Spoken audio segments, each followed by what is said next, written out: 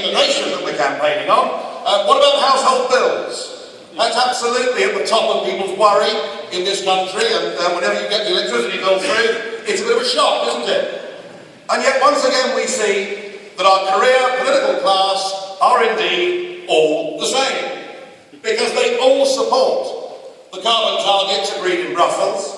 They are all enthusiasts for building what I think are ugly, useless, wasteful, expensive wind turbines that are now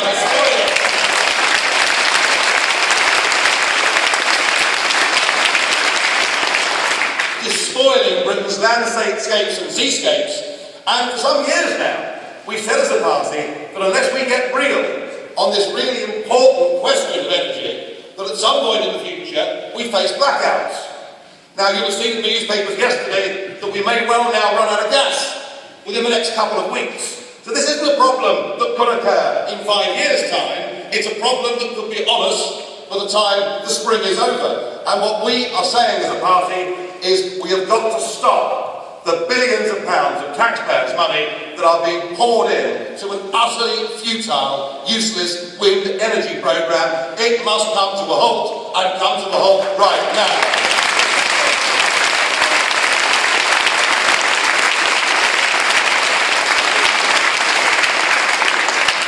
And frankly, we need to have a referendum on the European Union, not in 5 years' time, but actually this year, because we need to stop the closure of those 6 coal-fired power stations, which will be closed down next year, which we really need to keep the lights on in this country.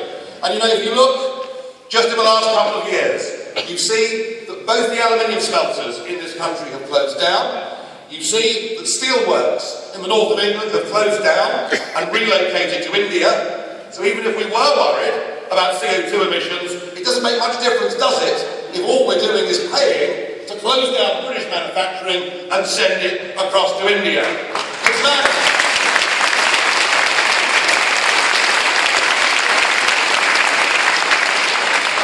Oh, and I nearly forgot, there's another issue on which they're all the same, and that, of course, is membership of the European Union.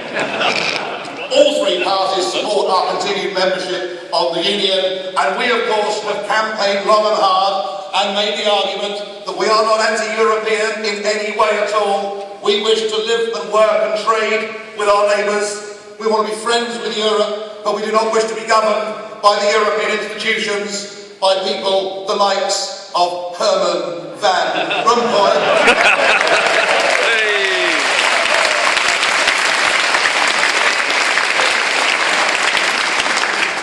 Disappointed in the week when I heard that he's retiring next year.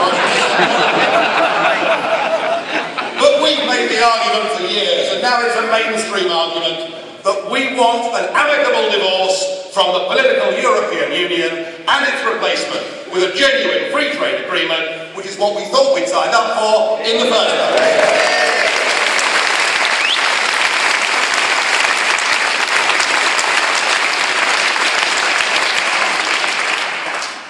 And I must say that the appalling events in Cyprus over the course of the last week have surpassed even my direst of predictions, given in some of those helpful contributions that I've made in the European Parliament over the last few years. Even I didn't think that they would stoop to actually stealing money from people's bank accounts.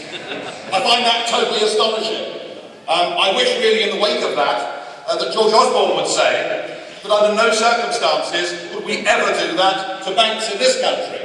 Because there is going to be a big flight of money. And that flight of money won't just be from Cyprus, it will be from the other Eurozone countries too. And remember, there are 750,000 British people who own properties or who live, many in retirement, down in Spain.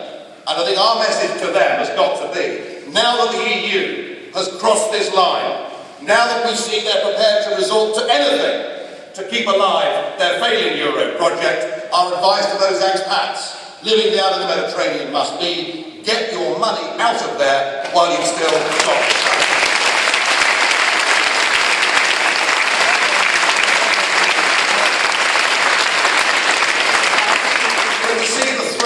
the bullying that are going on with Greece, Portugal, Spain and Cyprus, and to realise that actually none of it will do any good anyway, because these countries should never have joined the euro in the first place. But to see the monstrous bullying and intimidation that is going on tells me that actually we, UKIP, are the true Europeans, because not only do we want to get the United Kingdom out of this anti-democratic structure, we actually want the rest of Europe to leave the European Union too and get back their independence and democracy in their own country.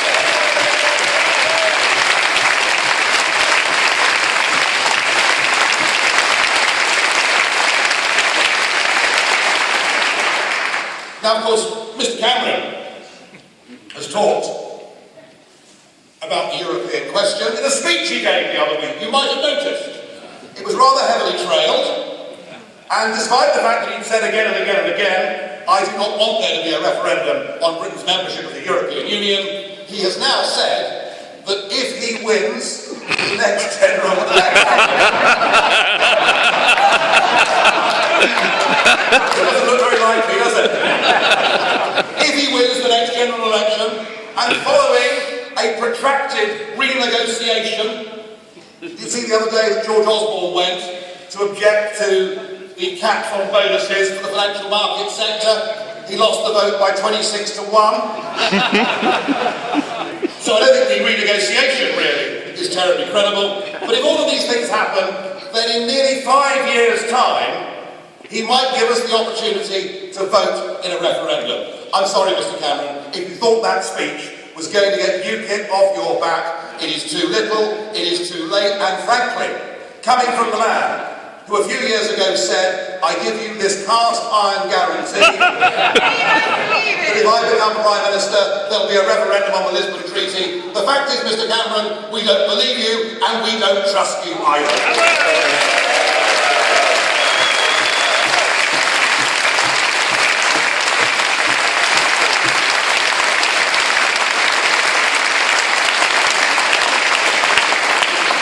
I'll make a prediction here and now. It may well be that at the moment Mr. Miliband and Mr. Clegg are not promising a referendum in their next manifesto, but after the local elections on May the 2nd, when we tear into their vote too, they will make the same pledge, and you know what? We won't believe them either.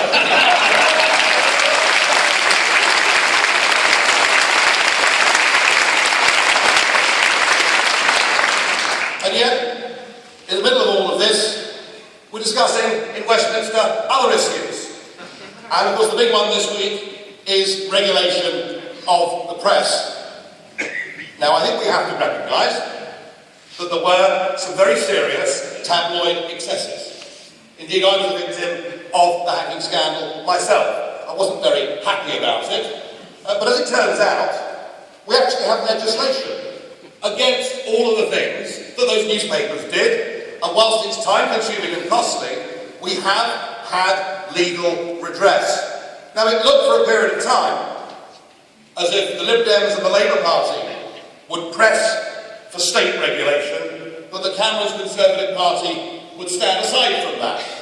But in a very odd deal that took place, we're told, at 2:30 in the morning in Ed Miliband's office with the hacked-off lobby group in the room, Cameron has decided that on this, as with virtually every other single issue, the three parties, the Lib Labcom, are to be all the same, and they are all pressing for state regulation of the press, and that means a big, expensive quango.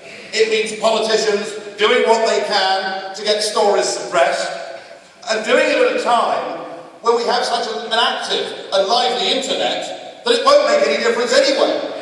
All it will do is to damage the British newspaper industry and magazine industry. And as somebody that travels a huge amount around the world, I promise you, whatever you think of the British press, I think we've got the best and most open press in this country of any country in the world.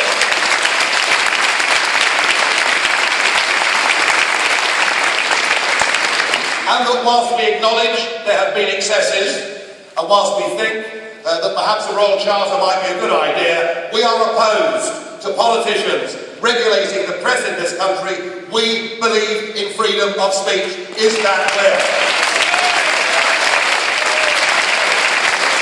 That I believe this party had enough buzz and enough momentum that we could challenge and perhaps even overtake the Liberal Democrats as the third party in the opinion polls in this country.